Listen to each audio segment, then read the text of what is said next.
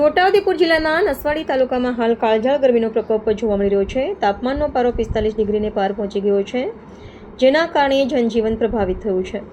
ખાસ કરીને નસવાડી પંથકમાં ગરમીને કારણે બજારો સુમસામ જોવા મળી રહ્યા છે. ગરમીની વેપાર પર કેવી અસર પડી રહી છે તે જાણીને અમારા પાસેથી. નસવાડીમાં હાલ ગરમીનો પારો સતત વધી રહ્યો છે. બપોરના સમયે રસ્તા ઉપર કર્ફ્યુ જેવો માહોલ જોવા મળે છે. ગ્રાહકોની અવરજવર ઘટતા સ્થાનિક વેપારીઓ ચિંતામાં મુકાયા છે. આપણી સાથે અહીંના એક સ્થાનિક વેપારીએ પણ જણાવ્યું કે ગરમીનું પ્રમાણ ખૂબ જ વધી ગયું છે, જેના કારણે બજારમાં પબ્લિક દેખાતી નથી.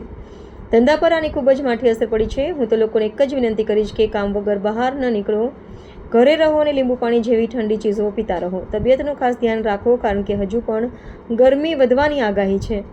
જેમ વેપારીએ જણાવ્યું તેમ ગરમીને કારણે ગ્રાહકોની સંખ્યા નહીવત છે અને વેચાણમાં મોટો ઘટાડો નોંધાયો છે. વેપારીઓ પણ લોકોને ગરમીથી બચવાની સુરક્ષિત રહેવાની અપીલ કરી રહ્યા છે. રિપોર્ટર રાકેશ તળવી,